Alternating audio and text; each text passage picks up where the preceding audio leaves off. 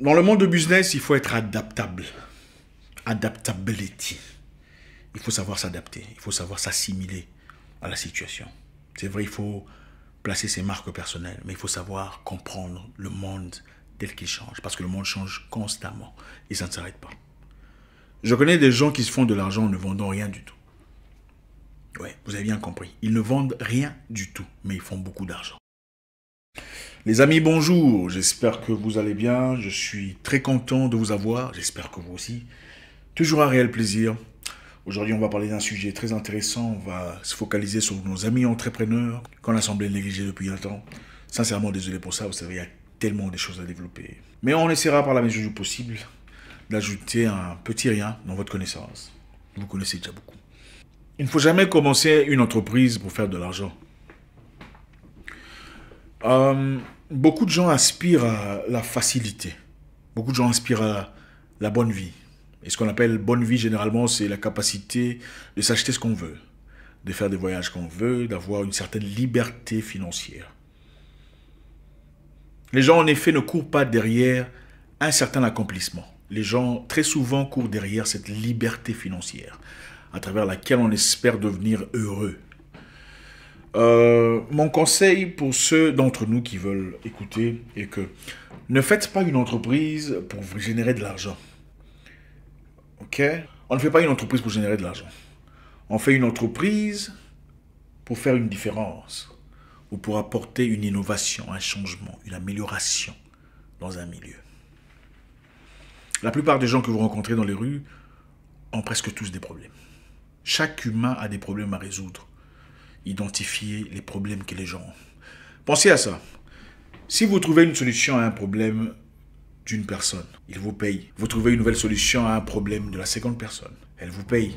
Vous trouvez une solution à un problème de la troisième personne, elle vous paye. Finalement, vous n'avez pas seulement l'argent du premier, mais du second et du troisième. Quand vous apportez un plus dans la vie de gens, peu à peu, vous commencez à vous développer. Pas seulement sur le plan personnel, mais aussi sur le plan financier. C'est aussi simple que ça. Pensez à un monsieur qui prend soin de son enfant. Si vous avez des enfants, pensez à vous en train de prendre soin de votre enfant. D'accord? Considérez votre business comme un enfant. À chaque fois que vous faites du bien à votre enfant, on vous donne 10 $ ou 10 €. À chaque fois que vous l'envoyez dans la douche, on vous donne 10 €. À chaque fois que vous nettoyez ses pieds, 10 €. À chaque fois que vous l'allaitez ou vous le nourrissez, 10 €. À chaque fois que vous l'aidez à faire ses études, 10 €. Quand il aura 16 ans ou 18 ans, vous aurez accumulé combien d'euros? Beaucoup d'argent, n'est-ce pas? C'est exactement le principe qu'on applique dans son business. Mais ça, c'est facile, n'est-ce pas? Parce que vous le faites naturellement.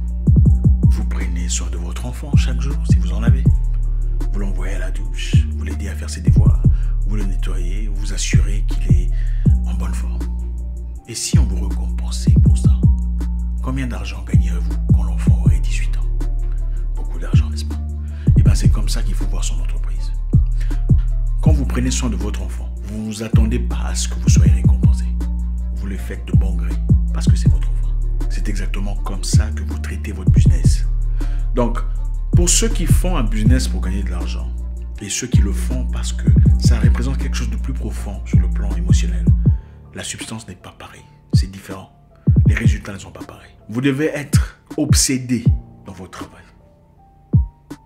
Observez ces personnes que nous adulons presque tous. Peut-être moins moi aujourd'hui parce que je suis de moins en moins matérialiste, consumériste.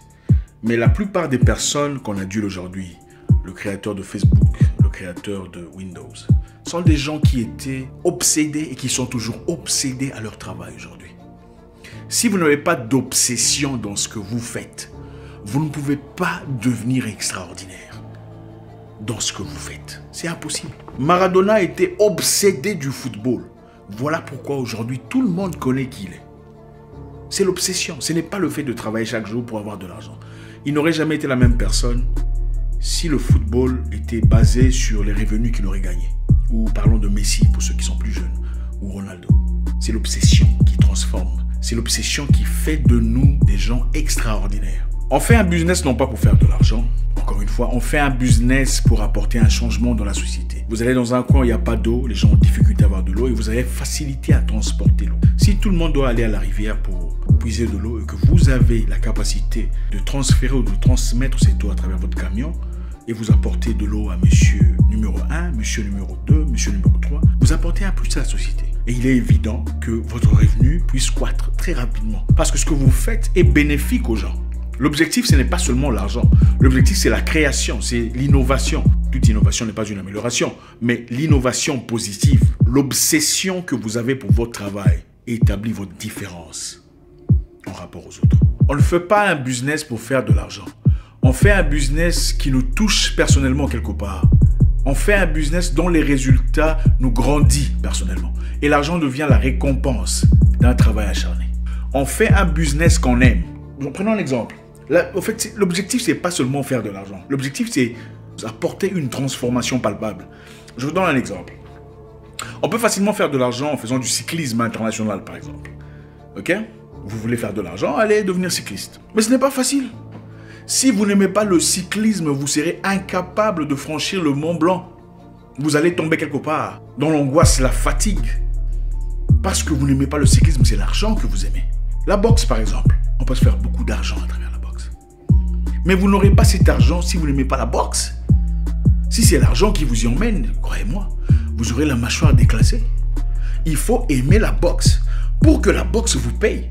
Ceux qui réussissent dans le sport, par exemple, ou dans ce genre d'activité, sont ceux gens qui sont obsédés par l'activité. Et à travers cette obsession, l'argent ne devient que le résultat dont on n'a même pas pensé. Les meilleures personnes, les meilleurs acteurs sont ceux qui se focalisent sur la substance de la chose, pas le résultat. Dans le monde de business, il faut être adaptable. Adaptability.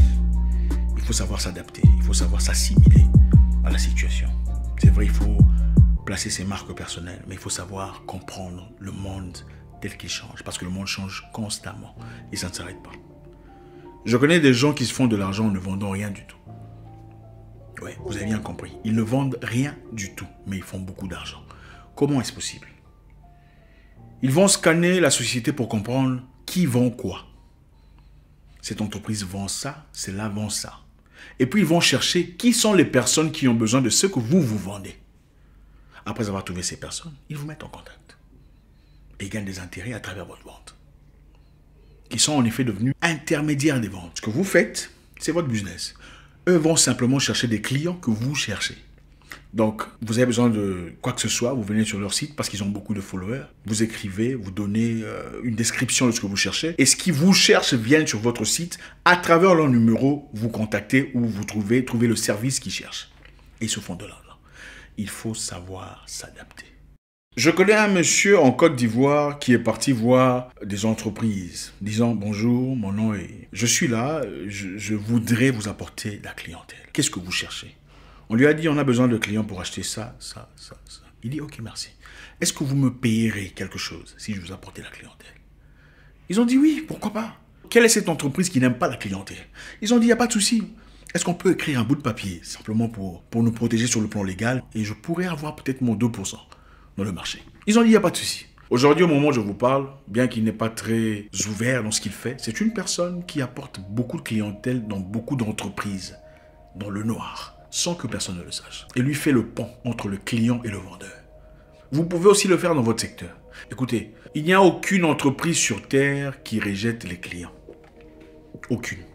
Il n'y a pas une seule entreprise où vous partez, vous dites, je peux vous apporter des clients. Il dit, non, non, non, non, on ne veut pas de vous. Ça n'existe pas. Et adaptez-vous à la situation. N'essayez pas d'échanger les gens. Fonctionnez avec les gens tels qu'ils sont. Quand les gens sont corrompus, vous voulez aller leur prêcher la bonne nouvelle, croyez-moi, vous serez perçu comme un ennemi. On ne vous dit pas d'être corrompu, mais jouez à leur jeu pour votre intérêt, c'est tout.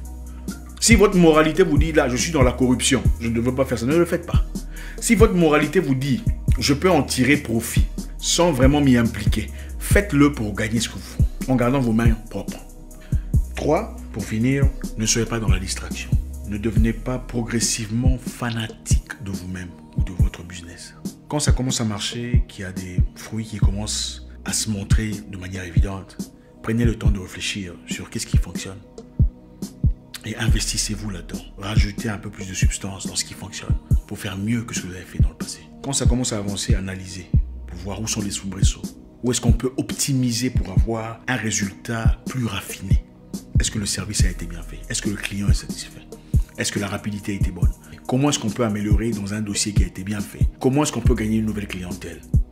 Réduisez le nombre de distractions. En tout cas, jusqu'à ce que vous atteigniez un certain niveau. Jusqu'à ce que vous soyez à même de déléguer vos travaux. Réduisez la distraction. Il est acceptable d'annuler des sorties pour vous ressourcer. L'intelligence est la chose la plus importante dans ce que vous faites.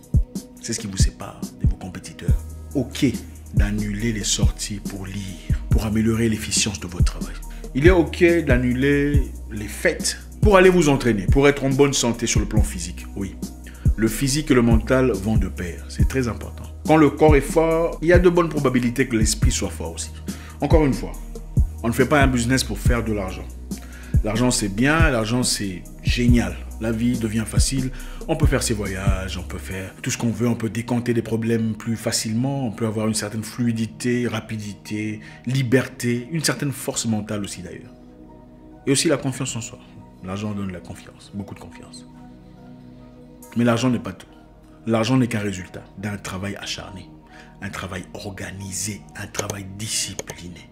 Devenez accro à votre travail, addict à votre travail. On ne mélange pas la famille, l'amitié et l'argent. L'amitié et l'argent, on ne mélange pas. L'amitié et la famille peuvent tuer le business. Et après, qu'est-ce qui se passe? Quand tu n'as plus rien, on te dira « Ah, va là-bas, qu'est-ce que tu as fait pour nous ?» Quand tu avais l'argent ici, tu as fait quoi? C'est ce qu'on te dira. Mais on oubliera que tu as engagé des gens proches. Des gens qui t'ont permis de tomber en faillite.